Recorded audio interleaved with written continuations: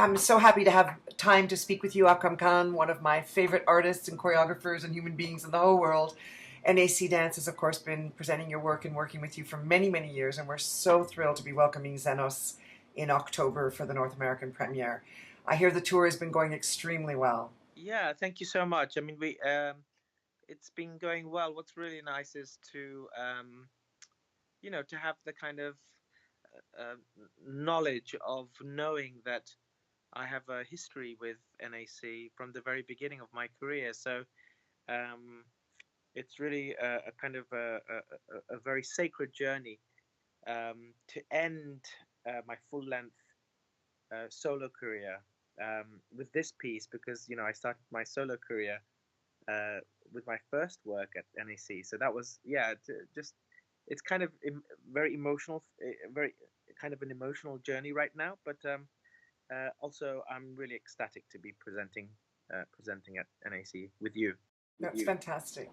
Can you tell us a bit? What was the spark that first ignited this creation? What was the sort of impetus behind creating Xenos in the first place?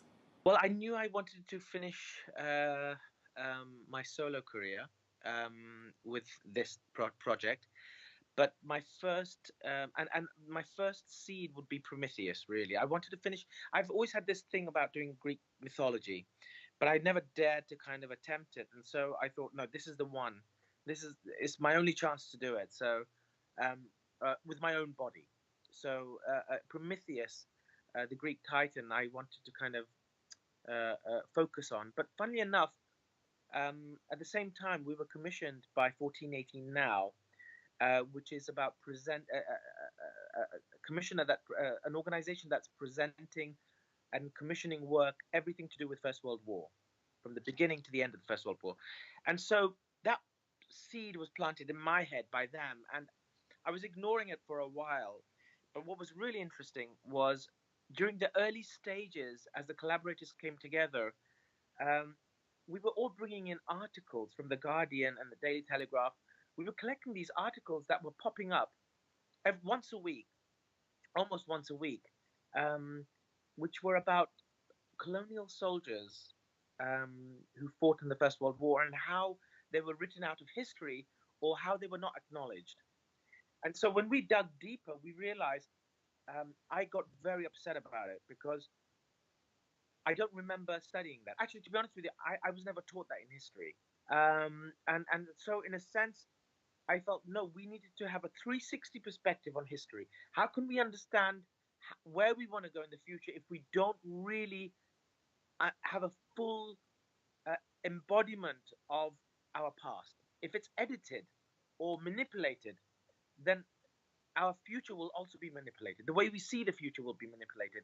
Our children will see the future manipulated because um, the history is not fully embodied. We're cutting other stories out that were intrinsic in our history. And so all these kind of thoughts were going through my head, and I think through also through the collaborators' head. I mean, mainly Ruth Little, who's my dramaturg, and Jordan Tannehill, who's this wonderful Canadian writer and director and actor, and Born in Ottawa.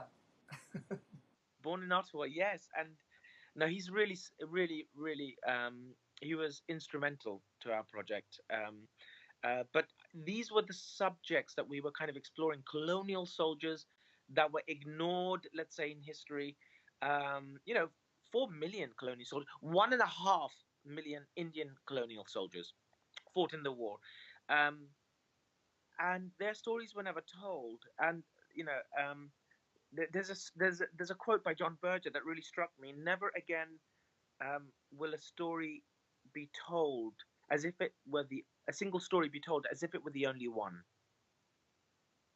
And I felt I wanted to tell these colonial stories, these colonial soldiers' stories, Indian soldiers' stories, because I felt they must have felt like Xenos.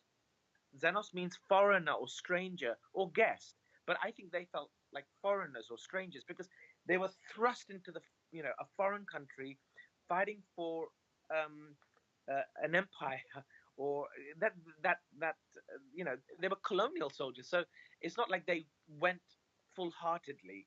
They were fighting for somebody else, for fighting for somebody else's reason in a foreign land and with foreign food, foreign earth, foreign everything. So I can only, and it's funny because I feel generally our species, our society, our civilizations, we're all Xenos right now. Whether we feel estrangement from our governments, whether we feel estrangement from us, from each other, I would like to think that we all um, can connect with what it feels to feel like a Xenos.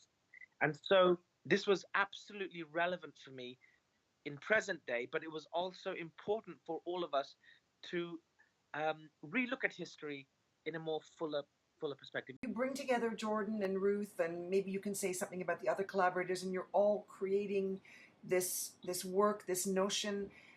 Can you tell us a bit about sort of how far away from the original idea it grew, or whether those themes just became more strong as you were working with the collaborators? Well, as I said, we were initially focused on Prometheus, um, and somehow, um, as I as we together, but particularly I identified myself in the Indian soldier, um, partly because of my own history. My parents are from Bangladesh, and originally that was part of India, and so I felt that Prometheus was not abandoned, but absorbed into the colonial soldier's story. And it's interesting because um, when people ask me how do we start, well, I say we start with a blank canvas, and I plant a seed in that canvas, and then the collaborators and we all discuss that seed, and we allow it to, we help grow it. But the canvas that I'm talking about, the blank canvas, is my body. That's the way I look at it. I give my body to them, and then they help grow this body into a new narrative. Um, and so, in a sense, the Prometheus seed that I planted became absorbed in my body, and the colonial soldier took precedent. However, it's very Promethean, I feel, but the work, especially visually and metaphorically, um, there's a lot of Promethean quality about it. Or you can see the references to Prometheus, but Prometheus is not the center point of the show. Can you talk a little bit about the musical influences and the collaboration of the composers and the designers, and how those elements also fed into pushing this story along? It's really interesting because the composer Vincenzo Lamagna has worked with me on two other projects, Until the Lions and Giselle, and this was the third project. So it was quite an instrumental project because it's kind of an ending, not of our collaboration, but there has to be a new beginning after this piece because I always see things in threes. Funny enough, I try and not work with people four times. I do three, and then I take a break for the next project, and maybe we work again in the future. So I felt like psychologically and emotionally, this was the third one and the ending of a particular journey. And so, in a sense, when he came in, I came with a very clear idea, and he came with a very clear idea. And we were quite we were quite I was looking at something else and he was looking at something else. So I think he was looking at it from a very Western perspective of how to take um, particularly music um, that was sung perhaps or recorded, some reference, some poems from the First World War. And I, funnily enough, was looking at music from Indian classical music. I think also because of my ego that I felt I wanted to start. I mean, this was my condition to the composer. I said, and to all the collaborators, Michael Hulse, the lighting designer, Mirella Weingarten, the scenographer. I said, I'm going to start with the classical, and I'm going to make it work. Um, and I didn't really know if it was going to work, but that was my condition. I'm going to start with the classical. And of course, some of the collaborators freaked out, saying, well, how do you know it's going to work? Because most of the work is going to be contemporary, the journey. And if you start with classical, you're just doing a show. So how is it narratively connected to the rest of the work, which is very based on Prometheus and the colonial, based on the colonial soldier. So I found, well, I'm the author, part author, so I thought, well, forget it. I'm going to make it work. So I'm going to change some of the story and manipulate some of the story and make the Indian soldier an Indian classical dancer performing in the courts of the Nawab, and that's how we open the show. So the composer really brought in the Western elements, let's say, and I brought, with my musicians, Indian musicians, I brought in the Indian classical element. And in a sense, we have a preset, which is 20 minutes before the actual show begins. And I wanted to, in a sense, not force, but in a way force the audience to listen to Indian classical music, because I know that audience, the Sadler's audience or the Ottawa audience or dance audience, won't generally go out and experience an Indian classical concert. So I thought, well, while the preset happens, while the audience are coming in, we're going to have a concert. And so we start with that, because I felt the reference had to start from you getting to know, the audience getting to know where the Indian soldier is from, their background, the fact that he was in Indian class, the fact that he did Indian classical dance, perhaps to the British Empire, to guests of the British Empire, before he's thrust into the war. So I felt it was really, really important to bring in the Indian classical music, partly because it's my history, really, my training. We have 5 musicians, and they're absolutely incredible, and they were also authors. I can't say I'm the entire author. I'm part author. All the collaborators are authors of the show. So, Akram, I've got one last question before I let you go.